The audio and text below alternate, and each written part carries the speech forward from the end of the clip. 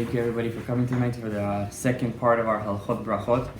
Just want to be madgish. I want to point out once again that our shiur is L'Hatzachat Kol Am Yisrael, but Bifrat specifically to we pray that our shiur should be B'zchut the success of Gabriel Chai ben Leah, Ariel ben Miriam, Eliyahu ben Alexander, Abraham ben Bracha. They should find their soulmates and get married and be making Beit Ne'eman B'Yisrael Altar. Amen. And also the Refuat Daniel ben Eliyahu. May Hashem make him a miracle and he should come out of his machala. Bari v'shalem, you should always walk on his 2 feet. Amen. And Yishaf Hatzlacha Bakol Mikol Kol. And it's also Leilun Nishmat, Zira Bat Yifator, and all the Metei Yisrael within the year. Tonight, B'ezrat Hashem, we're going to go through about 20 different halachot and brachot, practical cases that happen every day to us. And it's very important to go over halachot brachot all the time because that's one of the things that we make the most mistakes in. And this week's parasha, we find a very big similarity, a very big connection to halachot brachot, because in this week's parasha, you have 3 big events. Parashat Beshalach, in the name of Rabbi Yaish Korini, a Teimani Mikubal, who wrote a book, Mechamdei Shamayim. And he writes over there in Parashat Beshalach, in his commentary, he writes over there that Parashat Beshalach of the 6 weeks of Shovavim is the most powerful week. And he once saw in a dream how when he took out he sees in his dream how they're taking out the Sefer Torah in Parashat Beshalach, and they're reading from the Sefer Torah. When they did P'tichat Ha'echa in this week's parasha, Parashat Beshalach, on Shabbat, he sees in his dream thousands of nishamot are flying in the air. This week's parasha, Parashat Beshalach, is a very powerful week. And 3 big stuff happened in this week's parasha. Number 1, Az Yasher Moshe.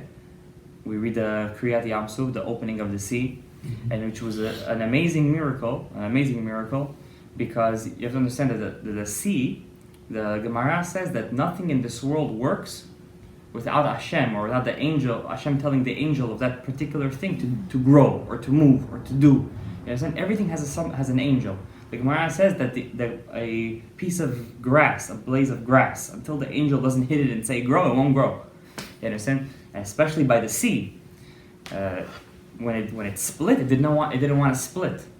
Even though 80% of the Jews died in Egypt, right? As Rashi says, "V'chamushim alu bnei Yisrael meretz Mitzrayim." What is v'chamushim? So the literal translation: the Jewish people left armed. They were armed with jewelry, clothes. They had weapons of mass destruction. Just kidding. So they left Egypt, but chamushim means mizuyanim. They were armed. But Rashi says there's a different explanation to chamushim. Chamushim means that 1 out of 5 left. From the word chamesh, 1 out of 5. That means 80% of Jews died in Egypt. But it's interesting, 2 Jews that left with the 20%, that means they must have been tzaddikim, but it's not so. Within that 20%, there were also atheists. There were also Rishaim. And who were they? Datan and Aviram, who some say were the brothers of Moshe, half-brothers of Moshe. Why? When Yocheved was separated from her husband, Amram, she went and married someone else from the tribe of Reuven. There's a midrash like that. And she had 2 sons from that guy, and they were who? Datan and Aviram. And we see the arch nemesis of Moshe and Aaron throughout the whole 40 years of the desert is who? Datan and Aviram, who were, according to this midrash, they're half-brothers. So when the Jews got to the Yam Suf, when God told the sea to split, the sea didn't want to split. He says, okay, I'll split for Moshe, Aaron, and all the righteous Jews, but why should I split for these 2 atheists? Why do they deserve to go through? How come they deserve to see this big miracle? And Hashem said, no, you have to split, because at the end of the day, they're inside the Jews. At the end of the day, they have a neshama Yehudi. So that's an amazing miracle. That's what V'yashov hayam le'etanu lifnot boker. In the morning, it says that the water went back. What does it mean the water went back? Le'etanu, so the chachamim mardoresh le'tna'o. What's that t'nai? That condition. Hashem says you have to split for everybody. Not just Moshe and Aaron. You got to also split for the Rishaim, Datan and Aviram. So that's the first big event that happened this week's parasha. And of course, within all that Kriyat Yam Suf, we have amazing stuff happening. The Jews yelling. We have that amazing Rashi that says over there, the Jewish people, their umanut, their craftsmanship in their life is not limud Torah, but it's tefillah. It's explicit Rashi. And a lot of amazing, it's a very big sigulat by Az Yasher Moshe. It's the 4th aliyah. After Az Yasher Moshe, we have Parashat Haman, the bringing down of the man. Big thing for Parnasah. The Shulchan Aruch writes in Orach Chaim that it's a sigula for Parnasah to say Parashat Haman, the bringing down of the man, every day. Not just this past Tuesday, where everybody probably got a text message to read the Parashat Haman, right? Everybody was reading it. I read it, tell the truth. But the Shulchan Aruch actually, it's a sigula to read it not just once a year, to read it every single day. And there's a shla. The shla says whoever reads Parashat Haman every day, muftach lo, it's promised to him that he's never ever going to need money from anyone. He's always going to have. Before he needs it, he's going to have it. It's a very big thing. During the Parashat Haman, the first pasuk over there says that Hashem gave them bread from the heaven. Man was bread. So there is a machloket in the poskim. What bracha did they say on the man? What bracha was it? So there's a Ramami panel that says, well, it was bread. What do we say on bread? Hamotzi lechem min haaretz. But there's only one problem. It didn't come from the ground. It came from heaven. So what bracha did they used to say on the man? Hamotzi lechem min hashamayim. And the man was a very amazing food. Why? There's a midrash that says anything they used to think of while they were eating it, it used to change to that flavor. But only for the tzaddikim, not for the rishaim. And the man was such a spiritual food that after they would eat it, they wouldn't have to defecate. They wouldn't have to go to the bathroom. It would totally be sucked into their bodies, the man. It was such an amazing food. And the Chachamim say that in the Shamayim, the angels and all different kinds of creatures in heaven, the demons, the Malachei Chava, they also eat. They also have nutrition. What do they eat from? They eat man in Shamayim. So for 40 years, the Jews were in the desert. They were like angels walking around in there. Well, the tzaddikim were like the angels, and the Rishayim were like the demons. There's a whole machlok. The Erev Rav eat from the man, or was it only for the Jews? Mashma from many different commentaries, and also the Erev Rav ate from the man. And not only that, the goyim also tasted from the man. How do we know that? The parasha says when the man used to fall a lot, but the Jews were only allowed to take how much they needed. Where they would eat a little bit and be very full for the whole day. Whatever was left would melt in the sun. There would come deers, sheep of the goyim. They would eat from that. They would drink from that liquid, and their bodies would suck in from that man. And the goyim would take that deer or that sheep. They would eat it. They would taste a piece of that man. So we see from here, when a tzaddik lives in the world, it's not only good for him. It's good for him, and it's also good for Rishayim. They also enjoy from the tzaddikim.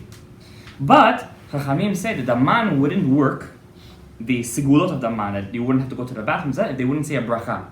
You would have to say a bracha on the man. You would have to say a blessing. So the whole machlok is blessings midoraita, midrabanan. But we do know that blessings are very, very high spiritual mitzvah. In Shara Gilgulim, Gates of Reincarnation, of the Ari HaKadosh, he says in the name of Rav Chaim Vital said in the name of his Rabbi, the Ari, in page 52, Daf Nun Bet, Amud Bet, he says over there, the Ari HaKadosh told him a couple of, 4 or 5 stuff to do if you want to reach Ruach HaKodesh.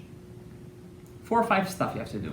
One of them, he said, you have to be very, very careful. This is Lashon. Yizaher me'od me'od lekaven babrachot. He says, a lot of everything that you get, your spiritual powers, come through brachot.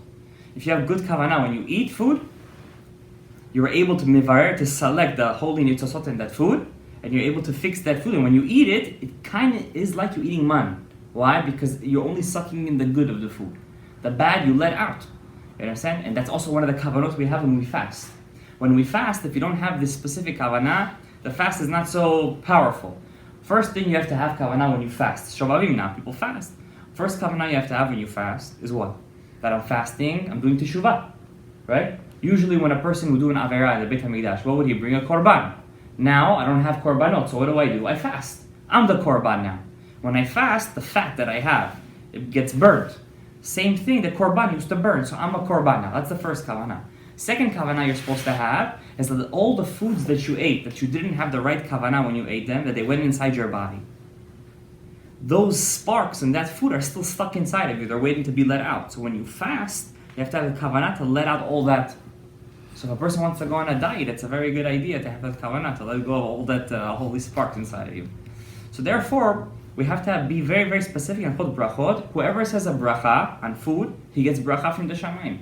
In fact, one of the big mikubalim of our generation is also Dayan. He's wrote a book about Mechkarei Aretz. It's right over there actually.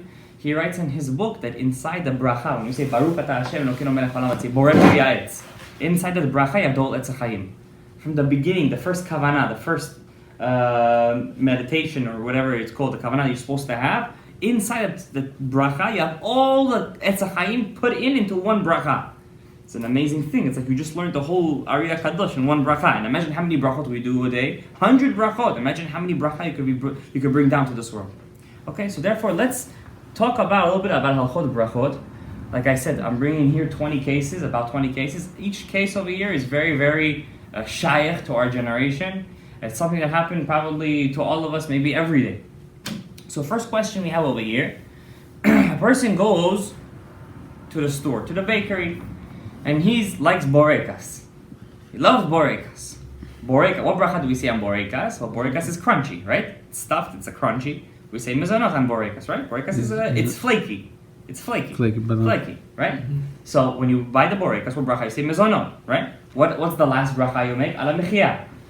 Unless how many borekas you eat? 216 grams. If you're going to have like a whole bunch of borekas, then you have to say what on the borekas? Hamotzi, right? Because you're kovea suda on the borekas. You only bought 2 borekas. You bought the 2 borekas and you went home and you said, Baruch atah Hashem, with such kavanah, Elokeinu melech haolam, boreh minei mezonot. And you ate that borekas. It was such good borekas from such an amazing bakery that you wanted more. But the store is 5 blocks down 5 blocks away. So what do? Baruch Hashem, Hashem gave you children. Of course, they're not there to be your slaves, but you tell them, Jonah, please go down the block and bring for me another 2 borekas. Your son goes, 5 minutes later, he comes back with another 2 borekas. Now you're in a safek, you're in a doubt. Do I have to make another bracha on the borekas that he brought me, or do I not have to make a bracha? On the one hand, there was no real hesech hadat over here, right? Why? Because you finished the borekas, right away you wanted to get more, so you sent your son to get it from you. On the other hand, you're not in the same place anymore. What does the Shulchan Aruch say? In a case like this, where you bought something from the store, even doesn't necessarily mean borekas, chicken nuggets, anything. You went, you brought it back from the store, you're home right now, and you ate that food. And then you wanted to eat more, so you went back to get more, or you sent somebody to get more. The Shulchan Aruch says in Siman Kuf, Ayin Daled 174 in the Orach Chaim, that you have to say another beracha. And the Mishnah Berurah explains why do you have to say another bracha? Because at the moment when you bought the food from the store and you came back home, what was your kavanah in your mind? That I'm only going to eat 2. That itself is the disruption between eating that borekas that you ate and getting another 2, or whatever the food it is. You understand what I'm saying, guys? So once again, what is the halacha? If I bought something from the store and I came home, I took it to go, and I came home and I ate it. Now I want to eat more. So I went back to get more. Even though there was no 72 minutes in between.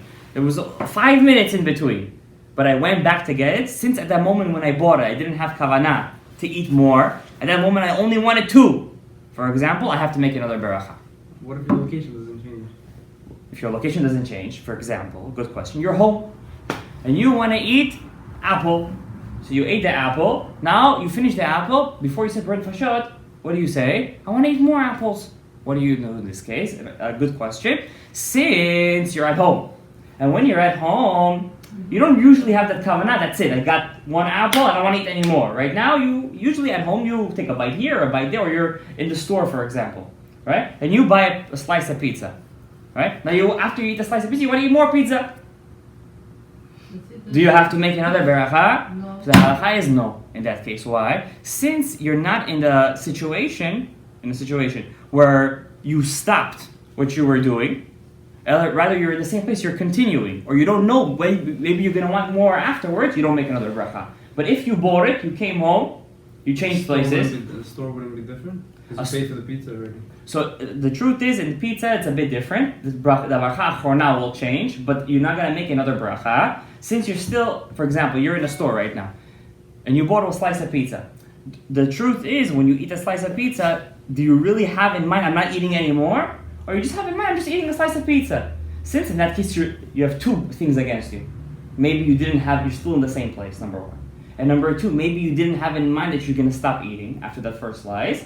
So therefore, since you have 2 stuff against you, you're not going to make another bracha, safek brachot la'akel. You understand? But if you totally change places, and we see that you only had in mind to eat 2, how many did you buy? You bought only 2, and you came home and you ate it. And now you're going back to get more. In that case, you have to make another beracha. That's how the Mishnah Berurah paskins over there in the Siman, in the Shulchan Aruch, Siman Kuf Ayin Dal 174. Second halacha. But ma'am, so before you leave, do you say nafashot? What do you mean? No, you don't want to say nefashot. You still want to eat more. You went back to get more. You understand? Say no nafashot, no navoreh? Look, let me explain the case again. You went to the store and you bought something for yourself to eat. Okay? You came home with the food.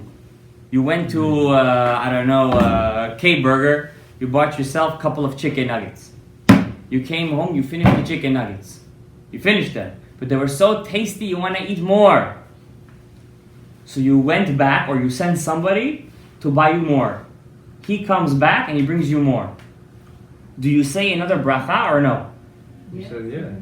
In that So why case, not you say- say. But if you're in the same place, let's say you're home, and your husband, your wife, she made you food, and you took a piece of the macaroni. 5 minutes later, you want to eat more macaroni. Are you going to say another bracha in this case? No. Very simple, pashut. End of story. Second halacha. If you're in the middle of a seudah, and you said hamotzi already, and you finished the fish. You ate fish, you finished it. It's Shabbat, let's say. And in the middle of the seudah, your neighbor, you have a good neighbor, he comes inside your house, come to visit you, and what does she have in her hands with her? More fish. And you said hamotzi already. And she put it on the table. You ate salted fish, you ate lax, and she brought right now sazan. Oh, chashuv fish. It's not a usual. Stam, she made sazan. And she put it on the table.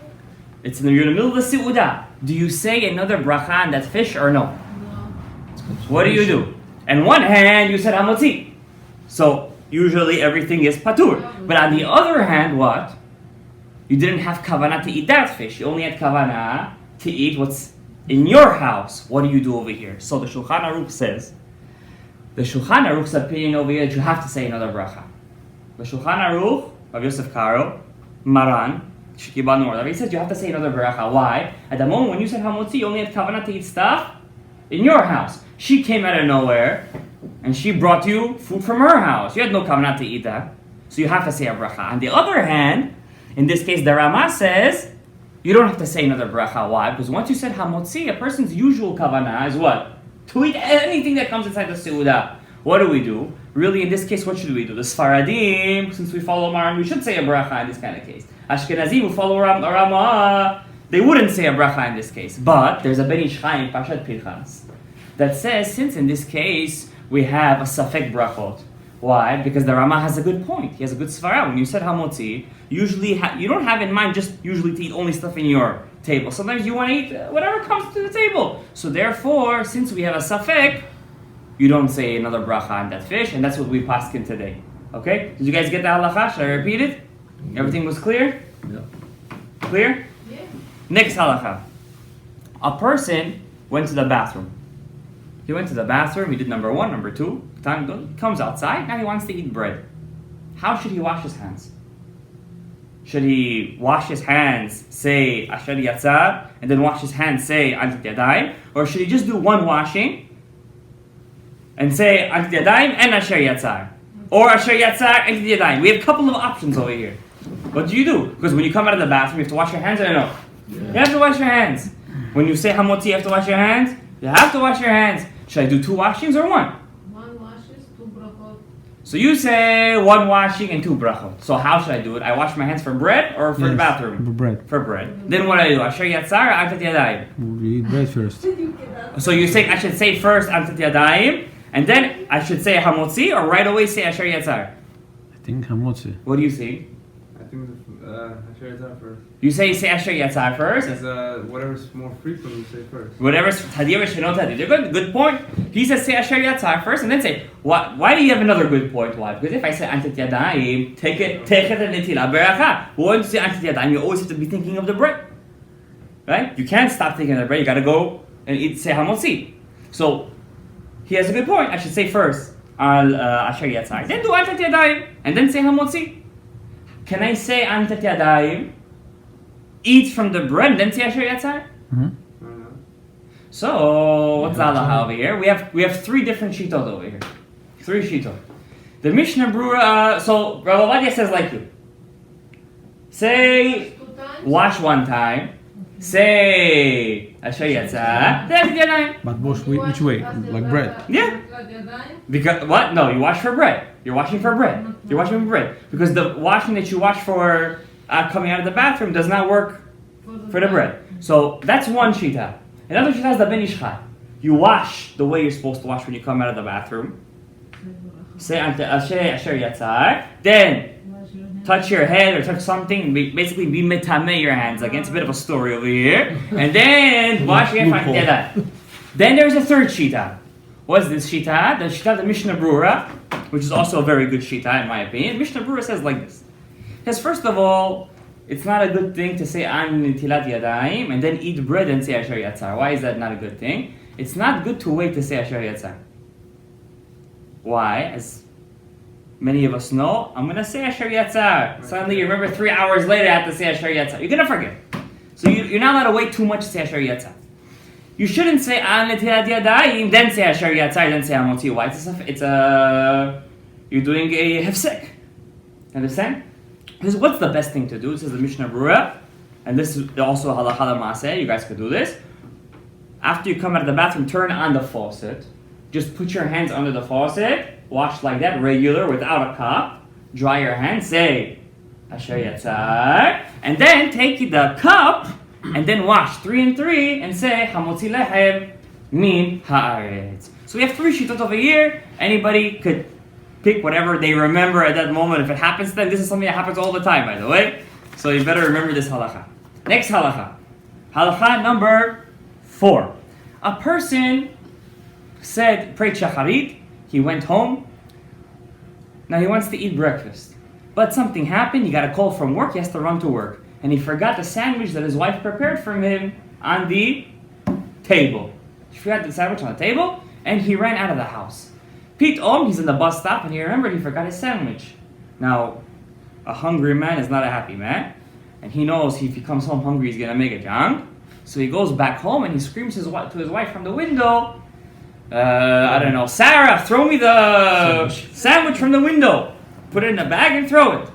And you live on the first floor, so it's not such a big deal. You're for sure going to catch it. Are you allowed to throw bread or not? No. And the same thing, you're sitting on the table. You're sitting on a table, and we all said Hamotzi lehem min haaretz, and you have a big table, a big family, Baruch Hashem, Ken Yirbu, and your wife, you sit in the head of the table, and your wife is sitting at the end of the table, and you said Hamotzi, and you take the bread and, like a frisbee, catch it, and she for sure is going to catch it. She's for sure going to catch it. Right? Are you allowed to do that? I know Bukharians have a whole thing, you're not allowed to throw bread and stuff.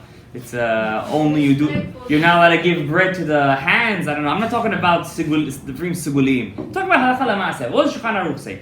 The Shulchan Aruch says like this in Siman Kuf Ayin Aleph 171 Seif Aleph. We have a halacha called bizayon ochalim. You're not allowed to take food and degrade it, especially bread. Bread you're not allowed to degrade at all. Why? The Gemara Masechet Sanhedrin says there was a chassid once.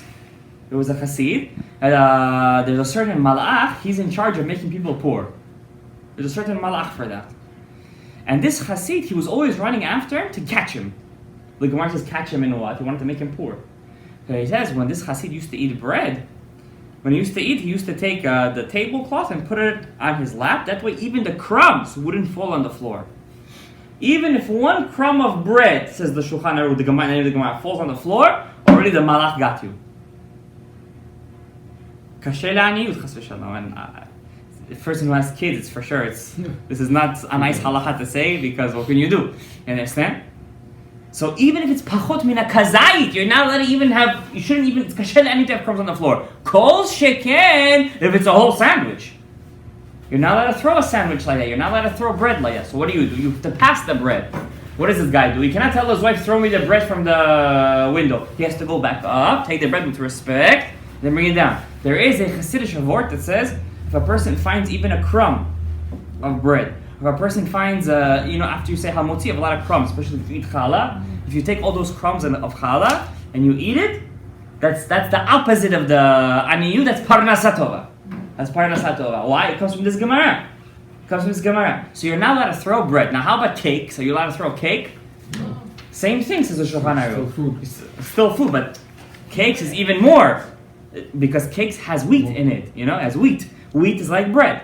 Shulchan Aruch explicitly says you're not allowed. Now, what do? You're on the table, says the Shulchan Aruch, and you have leftover bread.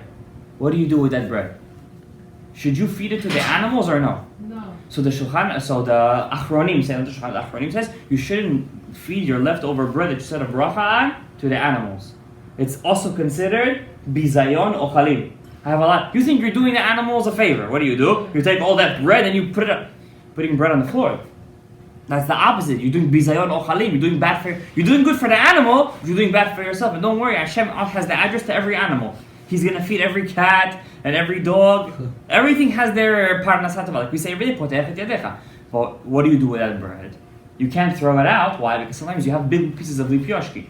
Now it's not even small pieces. It's big pieces. You can take that big piece and throw it in the garbage. No, you have to wrap it nice. So what do? Like she says, you have to take the bread. Says the Achronim, you wrap it in a plastic bag, even in a shopping plastic, one-time use, and with that you can put it inside the garbage. Not even throw it, put it nicely. Put it nicely, yes. Wait for Pesach.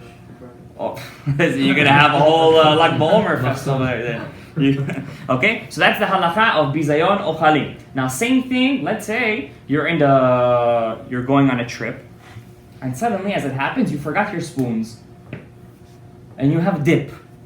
Can you use the bread as a dip? Could you take your bread, make like a mini spoon out of it, and use it as a dip? What's the halacha? So the Shulchan Aruch says, the name of the Ramah brings down over there, if you're just going to make out of the bread a spoon and not eat from the bread, it's bizayon ochalim. You're making fun of you're degrading the bread. You have to use the bread you could use it as a spoon, but you also have to eat from the bread. Okay? So that's the halacha of what do you do with leftover bread. Okay? Next halacha. A person doesn't want to say hamotzi. But what to do? His wife made him soup, and he wants to put the bread inside the soup. Is there a situation where the bread turns into mizanot? No. Even if I eat like a whole bread. Bread is hamotzi. Even a small crumb is hamotzi. Right? What do you do in this case? The Shulchan Aruch brings down, there's two ways to make bread mizanot. Number one, if I deep fry it. It turns into a crouton, right? Once it's deep fried, it turns into, if it's less than a kazayit, it's a small piece, then it turns into what? Mizanot. There's another case. What? If I have a soup, and I take small pieces of bread, less than a kazayit, and I put them in my soup. And they're in the soup right now for about 9 minutes, till the soup changes color a bit from the bread. That bread changes the bracha. It doesn't become hamotzi anymore. Now it turns into mizanot, but it has to be in the water for long enough for the water to change color from the bread. If the water, for example, Ashkenazim say hamotzi on matzah. Now we Bukharians have a food, right? We take, let's say, chachamochi, milk, heat milk. You put a little salt in there, right? Mm-hmm. And then you put matzah inside. So for Sfaradim, it's mizanot, right? Matzah for us is mizanot. Well, let's say an Ashkenazi, he says hamotzi on that. What do you do in this case? So if the matzah is inside the water for 9 minutes at least, and it's small pieces, even if I eat a lot of it, but they're individually small pieces, it becomes mizanot. Okay? It's not such a practical case, because you're not going to wait till your soup becomes cold, 9 minutes, but it just is like a riddle, like a halachic riddle. Okay? Next halacha. A woman, does she have to do mayim achronim or no? Yes. This is something you have to teach your wives, your mothers. A woman has to do mayim achronim. What do women say? We don't have to do mayim achronim, the men they're going to do it for us, kav kavanah for us. No, it's Amar talks like that. A woman has to do mayim achronim. Okay? She does mayim achronim, but she has a big appetite, and she wants to eat more after the mayim achronim. This is not just a woman. Any case, I'm just bringing a case. Can you eat food after doing mayim achronim? You changed your mind. I want to eat more now. Can you eat after mayim achronim or no? Yes, you can eat. You saying you can eat? What do you guys say? But when you do mayim achronim, you're mesiach that from the seudah. Mayim achronim means what? I'm done. I'm finished. Like have a whole meal or like a bite of? No, I want to have a bite. I have some delicious, I don't know, schnitzel on the table. I want to have another bite of the couscous, of the schnitzel. I want to have some more rice. Can you eat bread again? Can I eat at all? Forget about bread, at all. What do you do? So it depends. There's a machloket between the Shulchan Aruch and the Rama. Shulchan Aruch, the Sfaradi. Shulchan Aruch says in Siman Kuf Ayin Tet 179, Sif Aleph. After you do Mayim Acharonim, you're not allowed to eat at all. Bread, nothing. Can't even drink. Nothing. After Mayim Acharonim, you can't do anything. For Ashkenazi, Mishnah Brura says, if you're really hungry, B'di Avad, it's okay. Now, according to the Ari HaKadosh, it's even more stricter. According to the Ari HaKadosh, you're not allowed to even talk after Mayim Acharonim. The only thing you're allowed to say is Lam Natseach and Avarecha. Okay? And the Ari HaKadosh brings a story that Rav Chaim Vital inside the Ashar Gilgulim, that once a guy came to the Ari and his shoulder was really hurting him. His shoulder. And the Ari HaKadosh says, you know why your shoulder is hurting you? Because after you do Mayim Acharonim, you read Mishnayot on the table. And the halacha is Techef the Nitila Bracha Katef. So it gets a katef, the word katef out of it, you understand? So therefore, you're spiritually speaking, because you were talking, even though you're reading Mishnayot, after Mayim Acharonim, it caused your shoulders to hurt. You understand? So if your shoulder is hurting, it means stop talking after Mayim Acharonim. Okay? So let's say it again. According to the Mishnah Brura B'di Avad, it's okay. After the Mayim Acharonim, to eat. Is it when you declare it or when you do it? No, it's when you say Mayim Acharonim, Chova. The Mayim Acharonim Chova, that's a halacha, you have to say that. You understand? Now, Ashkenazim B'di Avad, it's okay. Sfaradim Asur. According to the Mekubalim, you're not allowed to even talk after Mayim Acharonim. Is there a time frame? Like after an hour you can eat again? If you did Mayim Acharonim, Yeah. you're not allowed to, you take him, you have to do it right after the Mayim Acharonim for Birkat Hamazon. If you think that you're going to eat afterwards, don't do Mayim Acharonim. You understand? Mayim Acharonim has to be right before Birkat Hamazon. Now, you're doing Mayim Acharonim, and you don't want to do the Mayim Acharonim on the table because you heard the Samech Mem's water, blah, blah, blah, blah. So you went to do it in the sink. But the sink is full of dishes. Are you allowed to do Mayim Acharonim on top of the dishes? Is there a certain kind of tum'ah that goes on the dishes because of Mayim Acharonim? Rav Ovadia says that there's no problem to do Mayim Acharonim on top of the dishes. Just rinse it after. Afterwards, just rinse it and it's okay. You have to do in the garbage. Or when you do that. That's according to the Mekubali. But let's say you don't want to do it on the table. Why? You don't want to spill the water on the table. You know, you also, because the what's more important, the dirty dishes or the table? So you want to do it in the sink. It's okay, as long as you rinse the dishes right after. Okay? Next halakha. Halakha number. When we said Mayim Acharonim, we cannot say Baruch Shem Kod. Baruch Shem Kudol Va'ed. Yeah. After we say Mayim Acharonim. You're not allowed to say anything after Mayim Acharonim Chova. That's it. Once you say Mayim Acharonim, the only two things you're allowed to say according to the Ari, not according to Maran. According to the Ari is Lam Natseach and Avarecha. That's it. Seventh halakha. You took a piece of bread. You went to the bakery. You bought yourself whole prusot of bread. Prusot. Not prusot, kikarot. Whole loaves of bread. Now there is a kind of a food that we like. We take bread, we cut them into pieces. We put on it eggs. We dip it in egg, and we fry it. What's it called? French toast. French toast, yeah, French toast. Penniki. We say penniki, or they said. I think it's not called. They call it bundash.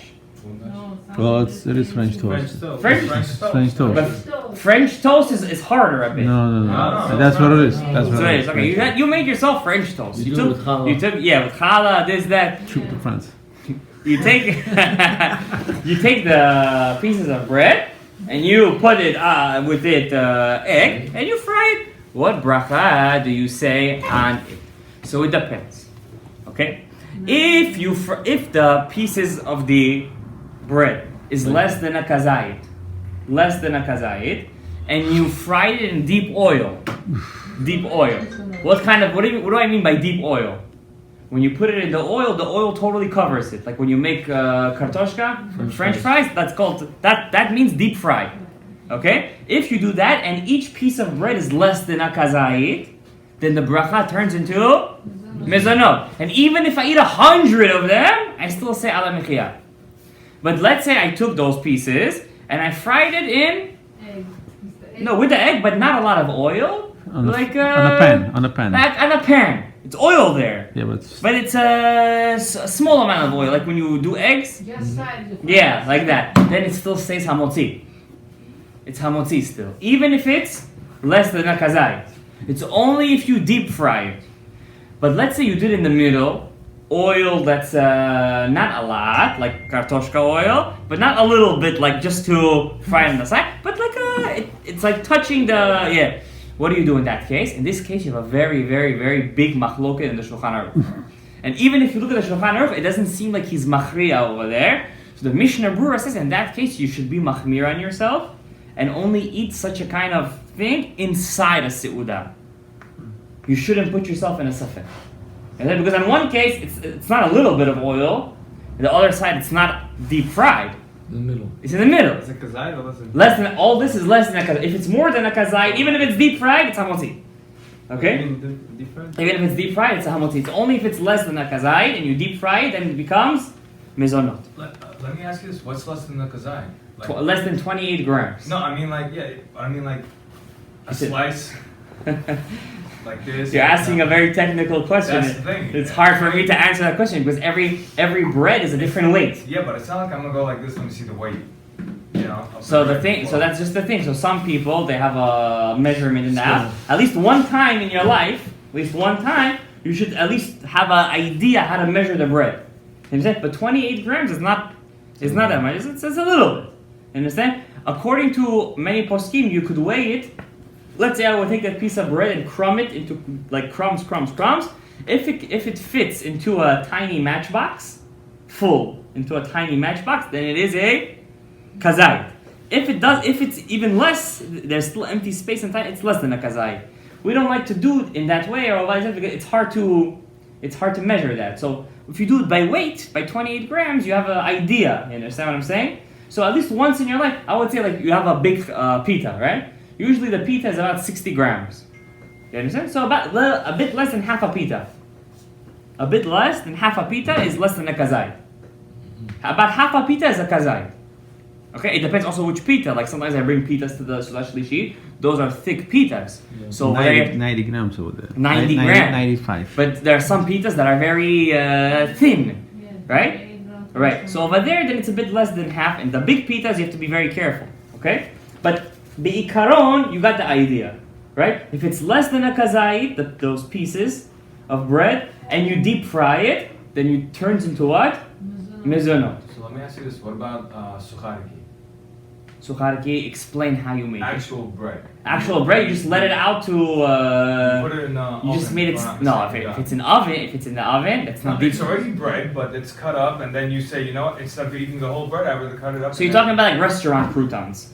That's how they do it in restaurants. I know the Bukhari anyway. Just No, Real it's bread, hamotzi. cut it up. The most fried. important thing is deep fry. It has to be deep fried. no, but it's at the sukhariki. That's what I'm saying, so it's hamotzi. I'm not talking about the deep fried that they have in Annie's. It's hamotzi. In that case, it stays hamotzi. Okay? So that's what we had in the last shiur we brought up this case. In restaurants, when they make croutons, how do they usually do it? They just take pieces of bread, they make it into sukhariki, let it out to be stale, they put seasoning on it. Even though it's less than a kazait and it's crunchy, it's still hamotzi. Okay? So it's very similar to what you said. So that in that case, it stays hamotzi. Okay? Next halacha. After kiddush, you said kiddush and you drank from the wine, but the people on the table started talking. After you said kiddush, and you tasted it already. If you didn't taste from it and they talked, then what? They have to say kiddush again for themselves. But if you tasted from it, what's the halacha? Do they have to say the bracha again? Because they talked. But at the same time, shomea ke'oneh. And at the end of the day, you drink a bit from the wine. They're like you. They're an extension of you. What's the halacha? So the Shulchan Aruch in Siman Kuf Samech Zayin, the Rama brings down in Se'ivav, in Shulchan Aruch Siman 167 says, the Rama says that the Ashkenazim, according to the Rama, that if you already tasted from the wine and then somebody else spoke, you don't have to say a bracha again. Okay? However, the Mishnah Brura brings down in the name of many acharonim, many later halachas, that even if he tasted from the wine, the person who talked before he himself tasted from the wine, he has to say another bracha. So the halacha is like this for Ashkenazim. If they heard kiddush and the balabai tasted from it and then they talked, they have to say the bracha again. They follow the Mishnah Berurah. The Sfaradim in this case follow who? The Rama. The Rama says we don't say another bracha, and that's what we do today. But still, this is all b'di'avad. This is all b'di'avad. This is all after the fact. But lichatchila, you're not allowed to do anything until you taste from the wine of the balabai. You have to taste yourself from that wine. Okay? That's the halacha. Shulchan Aruch, Siman Kuf Samech Zayin, the Rama brings this down. Okay? Now here's another interesting halacha. You are in your car and you work in Long Island. Sometimes it takes you an hour and a half to get over there. Definitely more than 72 minutes. And you took your coffee early in the morning because you can't live without your coffee. And you have the homemade coffee, not the instant garbage. And you made yourself coffee in the big gulp cups, and you took it, the big one, and you took it with you to the car. And in the car, you said "Shakol niya bidvaro," and you drive. And after 2 hours, you got to your destination in, I don't know, somewhere upstate in Long Island, different city. You're not in Flushing anymore, that's for sure. And you're still in the car. Do you have to say another bracha on your coffee or no? What is the halacha? Happens to everybody, right? You take with you a bottle of Coke, a bottle of water, and you're driving, and you set a bracha on your drink, and after an hour, you want to have another sip. Do you say another bracha? No, I don't say. The same location. How are you in the same location? In the car. But you went from. I'm saying more. You're in the new city now. But you are in the car. But your kavanah is you're gonna drink it the whole. Well, I don't understand. way. I don't understand you. I said a bracha on my drink. Then I went outside. My friend called me, and I went outside for a second. Then I came back and said, Then you have to say Car, bracha it's because its it own. came out from the. "You're saying the car itself is its own. Yeah. It's its own place." You're saying, yeah, Closed. it's not in your place. Not- Is it because it's closed? You're saying. So let's say I'm driving and I said a bracha on my coffee. Then I left the car to fill up gas, and I went back and said another bracha. Yes, You sure? that's what you said. I said that. Well, Don't quote me if you didn't understand what I said. But the coffee's still in the car. The coffee. You just Yeah, left and came yeah. I back. didn't say you take the coffee with you. I didn't say you take. You left the coffee in the car. Let's say we were in Ukraine not long ago, okay, and we drove over there 9 hours on one trip. We didn't just pass cities. We might have passed countries over there. You understand? And then we left. We said brachot in the car. Then we left to the gas station to go to the bathroom or whatever the case was. Not to go to the bathroom to get something or to stretch our legs. And then we went back and said, "We have to say another bracha or no?" So you have to know one thing. When you're in the car, when you're driving, you have a special din of it, holchei drachim. You're a traveler now.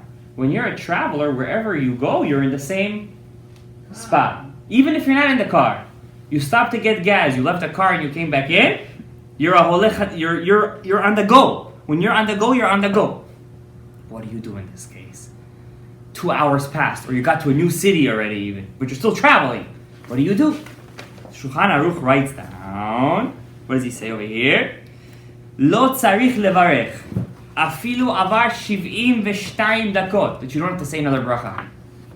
Even if you passed 9 hours of driving, even if you passed a city, even if you left the car to fill up gas and you went back in, you are right now in your own zone. You're in your own space. You have a special din of a traveler. So what's your car? Is your house like an RV or a trailer? It's a good question. That I have to look up. You're being a bit technical right now over here. Your house is an RV. So I would assume at a svara when the RV stops, because you're not always driving, right? You take stops here and there. So when you stop, That's your new that's home. your new home. Yeah. But when you're on the go, you're on the go. I'm saying this at a svara. I'm not saying this because I saw it inside. I think technically speaking, that's what the halakha is. what if you're not traveling Okay. far? What if you do shopping? So therefore, in and let's say out? your barber shop is all the way in Yaguri, it's all the way upstate, and you have your coffee. As long as you're on the way, you don't have to say another bracha, even if you took a sip after 72 minutes. Mifurash. Okay? This is a special din of holchei drachim. Okay? Next halacha. This is, if you want to see the source, it's in Siman Kuf Pei Dalad 184. Sorry, if you have coffee in your car, you go pray and you come back. If you go pray, it's already Hesach Hadad. You went into your binyan, you went into a new domain, you went inside a house. Okay, instead that's something else. You're not a traveler anymore. Okay? I'm talking about here are travelers. Okay? You're traveling right now. Okay? Next halacha. A woman, she ate bread. And she's in a safek, she's in a doubt that she said Birkat Hamazon. Kids drove her crazy, now she wants to say Birkat Hamazon, but she's in a doubt.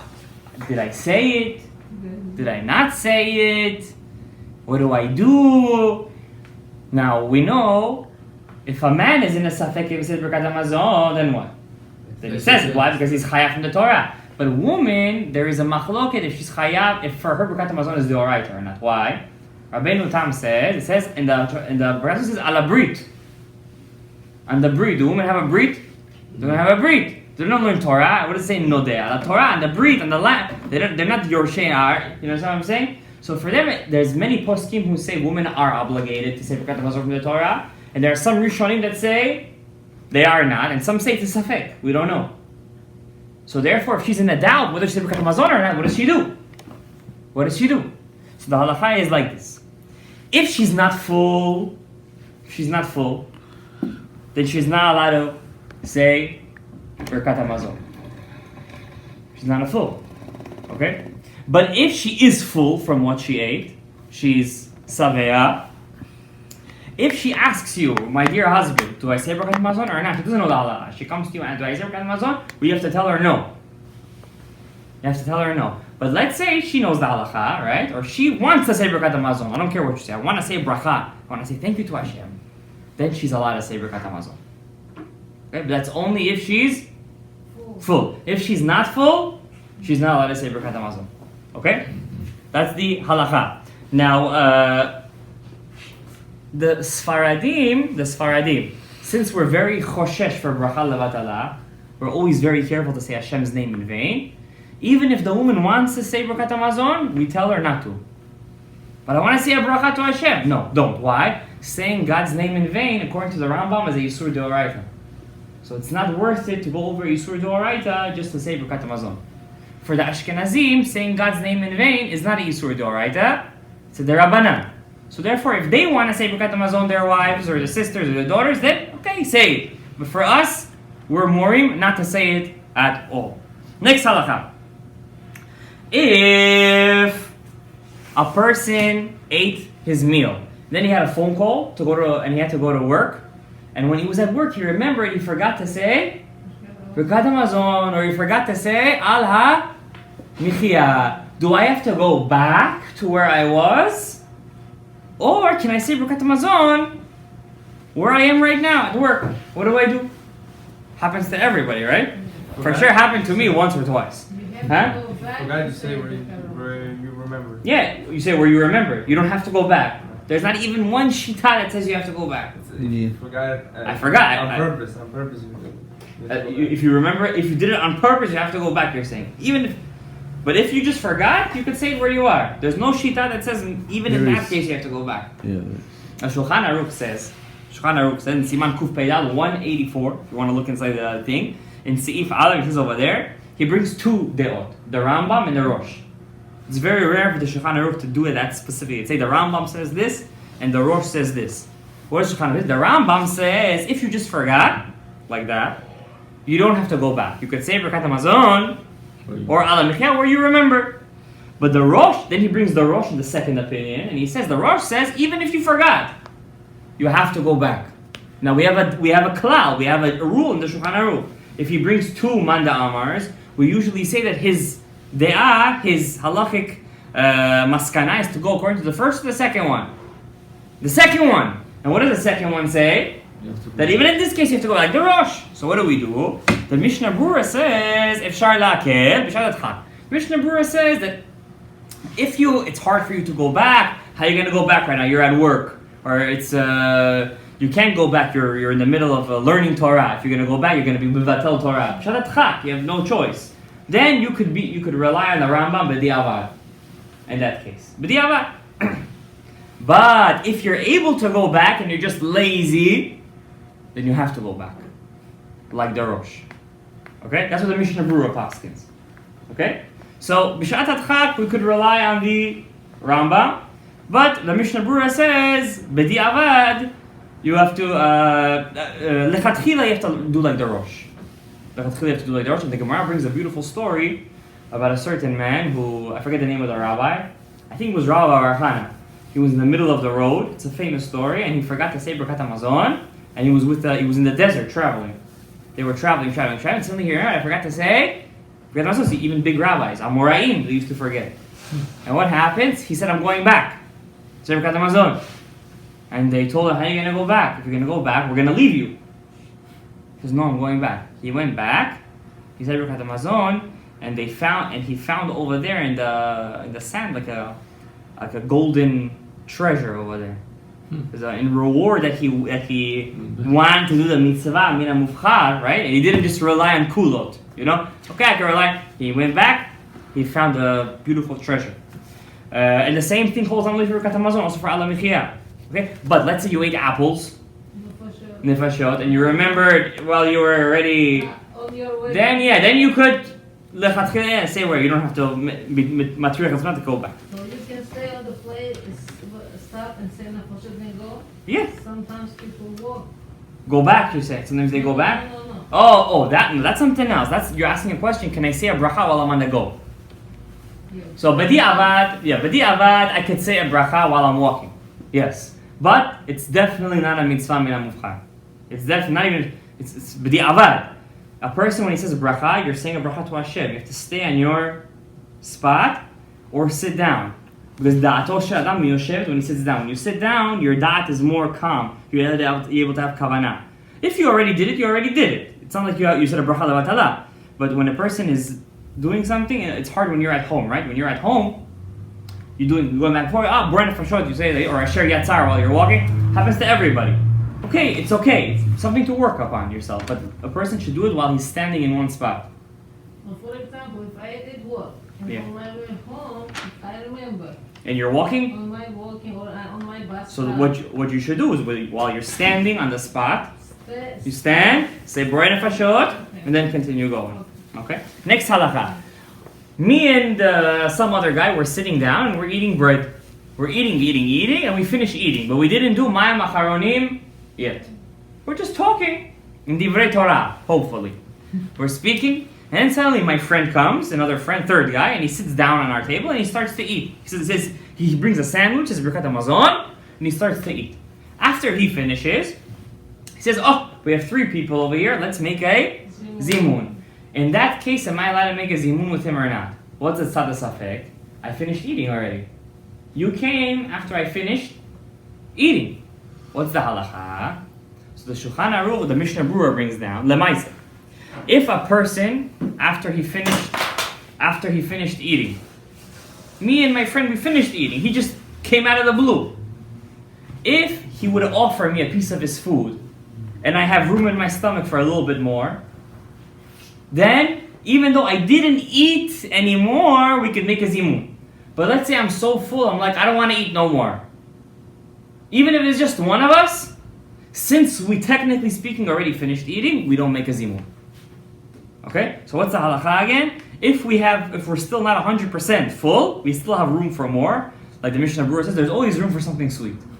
If you have room for something sweet, as you say, then even though I didn't eat anymore, the third guy could connect with us and we can make a zimun. But if I don't want to eat anymore, that's it. My stomach is blowing up.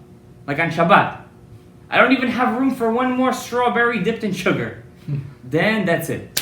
The guy cannot be mitzaref with you to say Birkat HaMazon with the zimun. Next halakha. In the middle of your eating a seudah, you're in the middle of seudah, you remember that you forgot your phone in the car. You forgot your phone in the car. Are you allowed to leave the house in the middle of your seudah, take your phone and come back inside? What's the halakha? The Shulchan Aruch, the Rama in the Shulchan Aruch brings down in Siman Kuf Ayin Chet, if you are going out and coming in right away, I'm just going outside to get the mail, I'm coming right back in, it's okay. But it has to be right away. But If I have an important telephone and I'm going to be outside right now with my business partner speaking for, who knows, 40 minutes, then I'm not allowed to stop in the middle of my Su'udah and leave the house.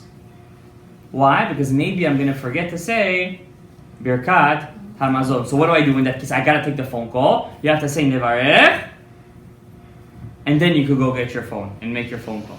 Okay? But if it's going to be a long time that you might forget Birkat HaMazon, I'm not allowed to stop in the middle. But if it's right away, the Rama says it's okay. Next halakha. I'm in the middle. I said Hamotzi lechem min haaretz, and I put the bread in my mouth. And I'm chewing the bread before I swallowed, before I tasted the bread. I just started chewing, but it's already in my mouth. Somebody asked me, which way is the LIE? Or your son said, Abba, can I have the fork? Somebody asked you a question. Am I allowed to answer or not? What's the tzad safek?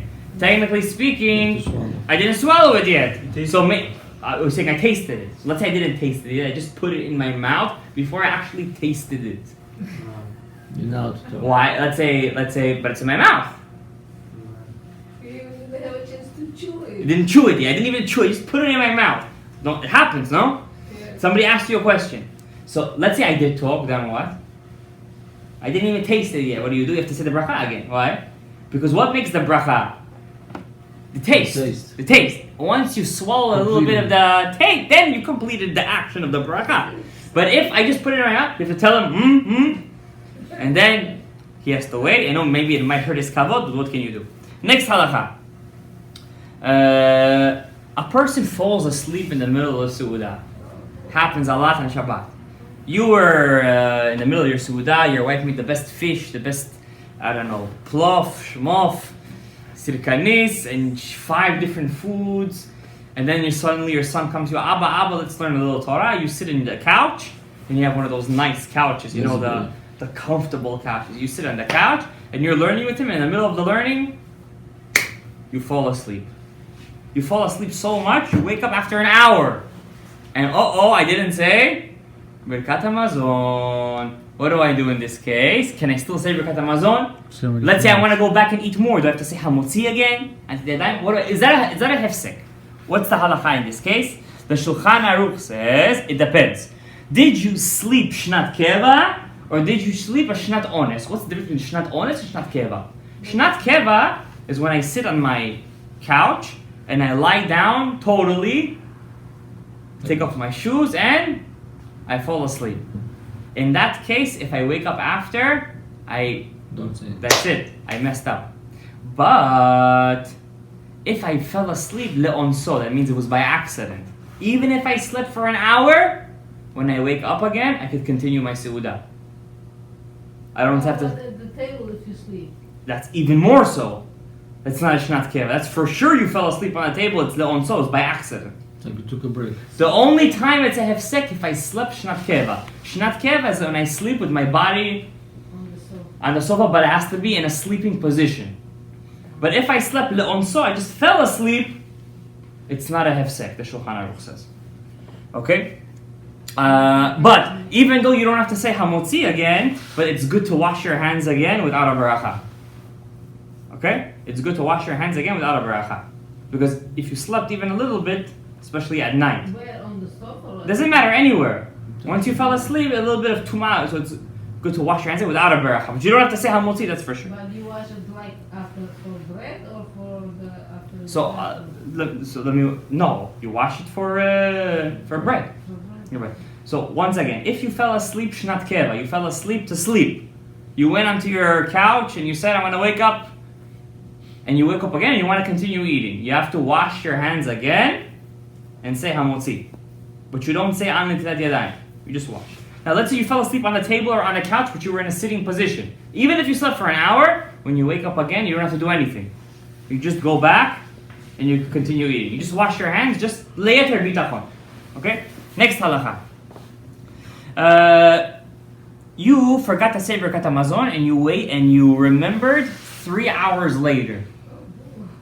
3 hours later. What do you do in this case? So we all learn, 72 minutes pass. If 72 minutes pass, I can't say it anymore. That's not technically true.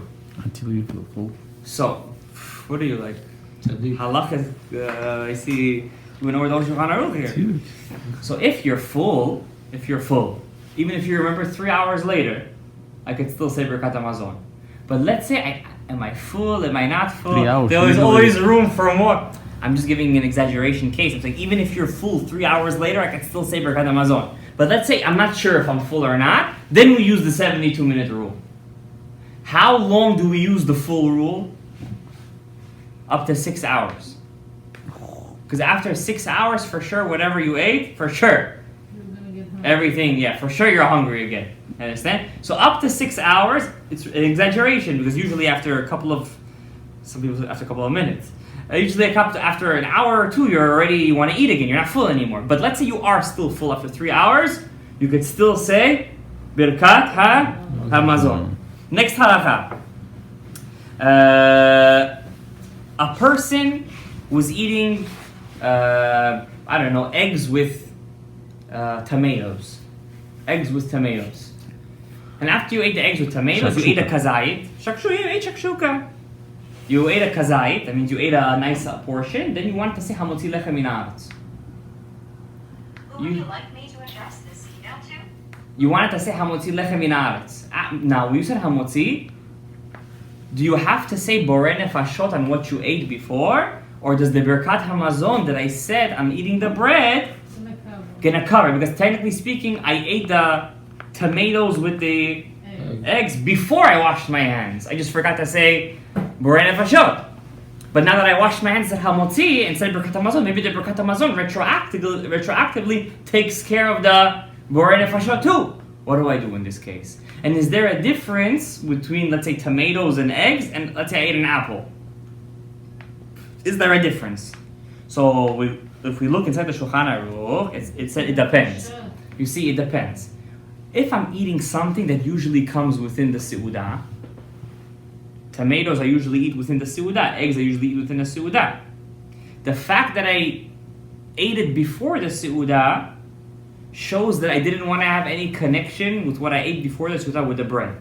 So even if I said Birkat Hamazon, I still have to say what? Borei nefashot. But let's say I ate an apple. Do apples usually I eat in the middle of a seudah? After. I usually eat after or before. Apple is a snack. So it depends. It depends. If you didn't eat within the seudah, the apple, I didn't eat the seudah in the seudah an apple, then I have to say borei nefashot. But if yes, I ate some apples within the seudah, even though I already ate before the seudah too, but I also ate within the seudah, then the Birkat Hamazon takes care of the apples that I ate within the seudah and the apples that I ate before the seudah. Okay, so what is the rule over here? It depends if it's something that I eat within the seudah or it's something that I don't eat in the seudah. I eat as a snack. Okay, that's the rule over here. So if you eat with seudah, you still. So if I ate, so it depends. Then you say. So it depends. Like I said, it depends. If it's something that I usually eat within the seudah, like pickles Yeah. or tomatoes or cucumbers, you understand? Mm-hmm. I still have to say borei nefashot. Before I wash my hands, say hamotzi. No, if you remembered before, then obviously you're gonna say it. I'm saying even if I said Birkat Hamazon already, I still have to say the borei nefashot on what I ate before. The Birkat Hamazon doesn't cover it. But let's say I ate something that I don't usually eat within the seudah. So it depends. Did I happen to eat within the seudah or not? If I did, then the Birkat Hamazon takes care of everything. If I didn't, then I have to say borei nefashot. Okay, even if I said Birkat Hamazon. Okay, continuing. 2 more halachot and then we'll call it a night. A person ate mezonot. And now he wants to eat more mezonot. He eats so much mezonot that he has to say right now, Birkat Hamazon. For example, I'm in a restaurant and I ate a slice of pizza. Now, usually American pizza is hamotzi. But let's say I'm in Israel, for example. In Israel, they make pizza with apple juice. That pizza is mezonot, right? So I'm in Israel, or I eat any type of mezonot, cake. I eat cake. And I said mezonot on the cake, and I ate half a cake. Now I want to eat more. I want to eat so much more that I would have to say, usually, if I would eat that much, how much? I would have to say 216 grams. I would have to do amtet yadayim and hamotzi. but I already said mizonot. When I said mizonot, I didn't want to eat a lot. But it happens to be my appetite grew right now. Now I want to eat another slice of pizza, Israeli pizza. Or now I want to eat more cake. Do I now have to wash my hands on tet yadayim, say hamotzi? Or no? No, you just say. Birkat hamazon do I say after I finish? Of course. Yes. Obviously I said Birkat hamazon. But now that I want to eat more mizonot, to be kovei seudah, do I say on tet yadayim and hamotzi or no? No. So the halacha is no. It's like double brackets. Yeah. Like now I want to eat so much borekas that it's going to be 216 grams. Right. Do I have to now wash my hands or no? And say hamotzi? No. So the halacha is no. The mizonot that I said in the beginning covers the continuation. But Birkat hamazon, for sure I say. Last halacha, your wife made you jam. Jam out of blueberries, blackberries, or she made you mashed potatoes, or she made you, how do you say that? Dates. Out of dates she made you a jam. What bracha do you say on that jam? If it's changed the taste and The taste? No, not the Texture. like puree. The texture. Texture, yeah. The If it texture. change, and then That's according to the Sfaradim or the Ashkenazim? Sfaradim. Bukhari. You Bukhari? change your code. But if it has like Yeah. if it's homemade, you have to say for eggs. Why, if it's homemade, I have to say hayetz? I read the other day. I don't know. If you don't read it right, It says and if you are don't- home, it says you have to Because say what it was grown for. eggs. If it's from the store, you have to say shakol. If you're saying, if what it's grown for. Right now I'm having jam out of the, I bought from the store even. No, it's different. Why? They made it, they grew. They grow for the jam. That's what I'm saying. Yeah. So even then you're saying I should say hayetz. It's from the fresh. Not charcoal. If it's a paste and you don't recognize So let any me fruits. explain to you guys. According to the Shulchan Aruch, Maran, in all cases, I'm going to say hayetz. Even if the texture changed. Who said if the texture changed that I have to say shakol? Who said that? The Rama. The Rama. Why? Because the Rama says, I'm looking, somebody comes from out of the street and he sees I have jam over here. He can't tell what it was. He can't tell it was dates. He can't tell it was berries. So since you're in a safek over here, then what do you say? Shakol. Now it happens to be that the minhag over time, the minhag, was to follow the Rama. But if I said ha'etz on the jam, then I also fulfilled my mitzvah. You understand? Even if the texture changed. Berries is on. Now let's say I don't want to make myself confused, so I follow the Mishnah Berurah. If the texture changed, they say shakol. If I didn't, if I could still tell that it's dates, I say ha'etz. Now I ate so much, I ate a kazai. What bracha achrona do I say? You said shakol, right? Do I say now? I mean, it was out of dates, let's say. Yeah, What usually? What should you say? Or If for sure. it's date, you have to say alamiyah. Alaetz, you mean? Alaetz. Alaetz. Why? But you said if let's say the texture changed. The texture changed. What did you say on it? Shakol. Shakol. Right? Shakol. Rama Mishnah Berurah say shakol. Now you ate kazait of the jam. Kazait. You said shakol. What do you usually say after shakol? For sure. But it was out of dates. You said al-ha'etz. You're saying I say shakol and alaetz? I'm not saying that you're wrong. I'm just saying that's what you're saying. It was jam made out of dates. Do I say shakol and alaetz you're saying, or shakol and bren fashot? And the texture changed. What do you say? We just said ha'etz. According to Maran. But according to the Rama, you said if the texture changed, what do you say? Shakol. Shakol. Even according to the Rama. You were right. For sure. I was just messing with you. You were right. Even according to the Rama, who says that you have to say shakol, the bracha achrona is still what? No, for sure. No. It's still alaetz. It's dates. You understand? If it's dates. If it's berries or whatnot, then it's nefashot. But if it's dates, you have to say the right bracha achrona. That means the bracha achrona, even if the texture changed, never changes. That's What even more than changes? kazai. Huh? If you obviously more than kazai. What changes according to the Mishnah Berurah and the Rama? Only the first bracha, shakol. According to Sfaradim Maran, you always say the bracha what it's made out of. Ha'etz and alaetz, no problem. But the Rama makes it a bit confusing. Why? You said shakol. Now you would think that after shakol, what do you say? No, for sure. Bren fashot. But no, even if you said Sha'akol, you still have to say what? Ala et if it was made out of dates. Baruch Adonai le'olam. Amen ve'amen.